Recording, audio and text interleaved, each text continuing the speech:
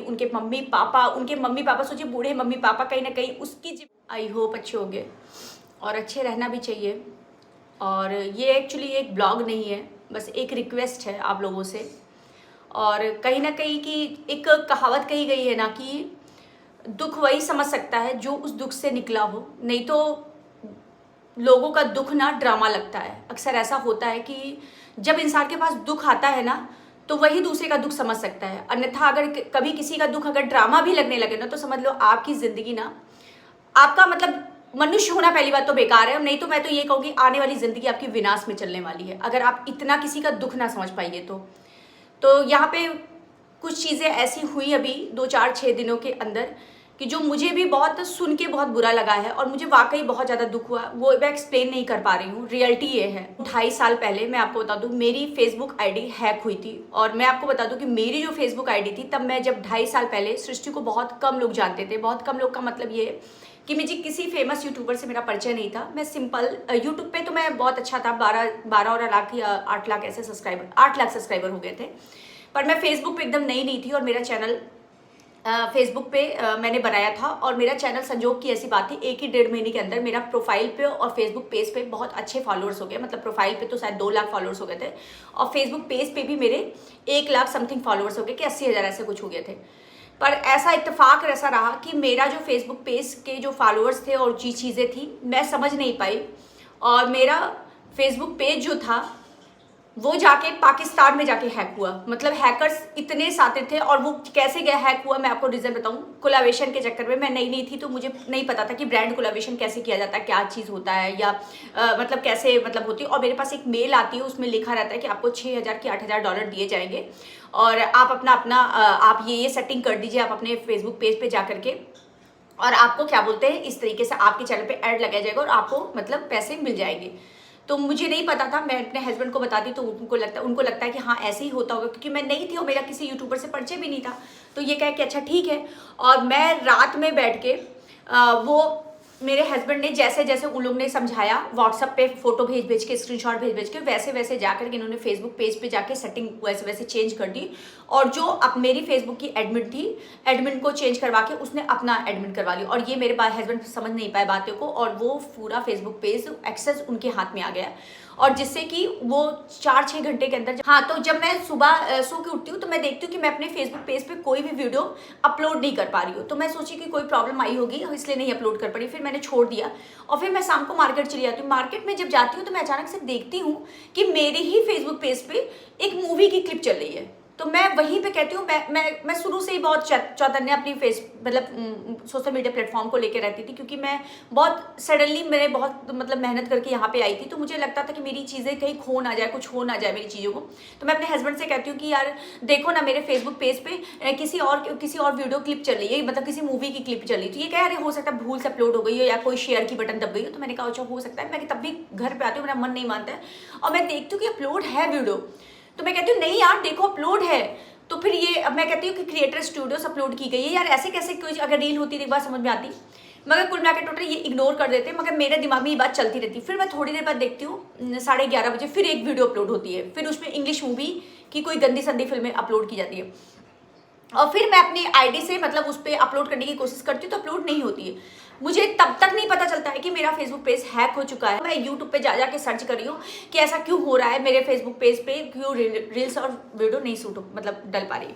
और मैं प्रॉपर 4 दिन डिप्रेशन में रहती हूँ, क्योंकि मेरा पेज मेरे सामने ही कोई और वीडियो अपलोड कर रहा था और मेरा मोनेटाइज पेज जिस पे मेरी अर्निंग आती थी वो पेज को मैं खुद इस्तेमाल नहीं कर पा रही थी। अब आप सोचोगे ये सब मैं क्यों बता रही हूँ, मैं बता रही हूँ क्यों बता रही हूँ। मतलब मैं इस तरह डिप्रेशन में रहती थी, मैं खाना पीना सब कुछ छोड़ दिया था, क्योंकि मुझे लगता था मैं जिस मुकाम पे पहुंची हूँ यहाँ पे, और मैं फटाक से नीचे गिर गई हूँ और मैं भयंकर रूप से मतलब परेशान होना शुरू हो गई थी। फिर उसके बाद मैंने गूगल पे सर्च किया, मुझे कोई मदद करने वाले नहीं थे। फिर मैं मैं अपने सिटी के साइबर क्राइम ऑफिस गई, वहाँ पर मेरा काम नहीं हुआ। फिर मैं लखनऊ के साइबर क्राइम ऑफिस गई, वहाँ पर जो भैया लोग थे बहुत मेरी मदद किए और उन्होंने पाकिस्तान में जाके वो पेज हैक हुआ था। और संजोग की बात है, साइबर पुलिस के आगे तो सब कुछ फेल है। उन्होंने मेरा पेज आधे घंटे के अंदर मुझे दिया और फाइनली वो पेज भी आज भी मेरे पास है फेसबुक। अब आप सोचोगे इतनी लंबी कहानी बताने की ज़रूरत क्या थी, तो मैं आपको बता दूं, इसलिए मैं बता रही हूँ ये जो हैकिंग है या पेज जाना है या चैनल डिलीट होना है या ये सब चीज़ों से मैं गुजर चुकी हूँ। और जब ये सब चीज़ें होती ना तो इंसान जिंदा रह के भी नहीं जिंदा रहता है। इस समय सेम ऐसी ही मुसीबत अंकुश भैया की परिवार के ऊपर आई है और अंकुश भैया को देख करके मुझे वाकई बहुत दुख हो रहा था। 4 दिन से आपको मैं तो जब भी अंकुश भैया की मतलब वीडियो देख रहे, फर्स्ट टाइम अंकुश भैया के चेहरे पे दर्द दिख रहा है। मतलब फर्स्ट टाइम, मतलब अंकुश भैया की कभी भी आप ब्लॉगिंग देखते होंगे तो एकदम बिंदास भैया ब्लॉगिंग, और अभी भी करने की कोशिश करते, पर वो जो बिंदासपन है वो भैया के चेहरे पे नहीं दिख रहा है। क्योंकि अंकुश भैया का 11 लाख या 1.1 बिलियन फैमिली का जो पेज था, जो यूट्यूब चैनल था, वो हैक हो चुका है और उन लोग पूरी कोशिश कर रहे हैं उस पेज को लाने के लिए। यहाँ तक कि अंकुश भैया के साथ साथ स्वाति का भी चैनल हैक हो चुका है। मतलब उनके 2 प्लेटफॉर्म जिससे उनका परिवार चलता था, वो दोनों प्लेटफॉर्म का चैनल जा चुका है। सोचिए एक नॉर्मल कितनी बड़ी मुसीबत है जिससे वो अर्न करते थे, जिससे वो घर बनाते थे, जिससे उनका परिवार चलता था, वो चैनल इतनी मेहनत करके इस मुकाम पे बनाना, इस तरीके से करना, और चुटकी भर में पता चलता है अंकुश भैया का चैनल हैक हो गया, तो उनके ऊपर क्या बीत रही होगी आप सोच सकते हैं। और बहुत लोग उनको ड्रामा बता रहे हैं कि वो ड्रामा कर रहा है व्यूज के लिए, फलाना के लिए, धमाके के लिए, पर ड्रामा करने में भैया के आंसू तो नहीं दिखे। आंसू भैया जब वो पहली वीडियो बनाए थे तो उनके दर्द उनका झलक रहा था उनके चेहरे पे। मैं तुरंत वो वीडियो आधी अधूरी देखी और मैंने भैया को कॉल किया, हमने कहा भैया क्या हुआ, मेरे साथ ऐसा हुआ था, मेरा पेज वापस आ गया था, आप परेशान ना हो, आ जाएगा पेज वापस। तो मैं बस इतना कहना चाहती हूँ कि यार पहले तो यार इतनी इंसानियत रखो कि किसी के दर्द को ड्रामा का नाम बिल्कुल मत देना, क्योंकि इंसानियत बहुत बड़ी चीज़ होती है। दर्द को दर्द समझो, भले आप उस दौर से कभी ना गुजरे हो, पर कभी भी किसी भी दर्द को ना मतलब मजाक मत उड़ाओ, कभी ना उड़ाओ यार। मैं एक ही चीज़ कहती हूँ, किसी के भी दर्द को मजाक ना हो।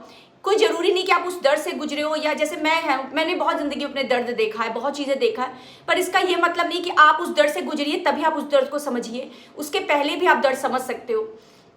जैसे मैं आपको बता दूं, कभी कभी जैसे होता नहीं कि आदमी अपने कह देता है कि तुमने ऐसा कमेंट किया, वैसा कमेंट किया, रिएक्ट इंसान कर दे, जैसे अंकुश भैया लोग भी या हम ही है कभी कभी रिएक्ट करते।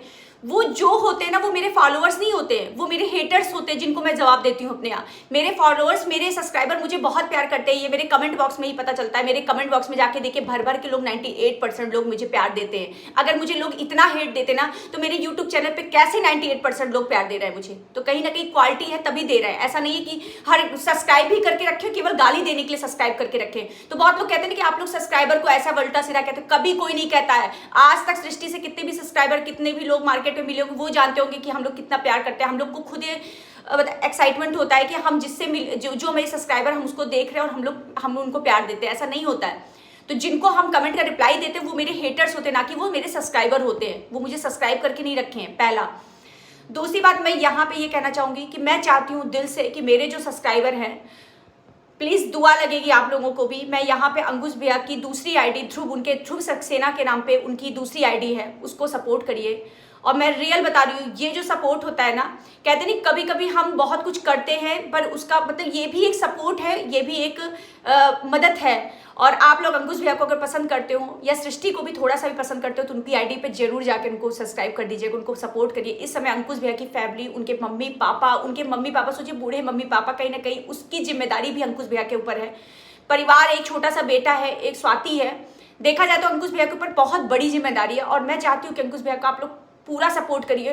और यहाँ पे मुझे पता है कि मेरी ऑडियंस अंकुश भैया का सपोर्ट करेगी, तो मैं रिक्वेस्ट करती हूँ आपसे कि अंकुश भैया को जाइए, सपोर्ट करिए। कोई जरूरी नहीं कि उस दर्द से आप निकले तभी आप डर सके, इंसानियत है तो प्लीज़ सपोर्ट करिए।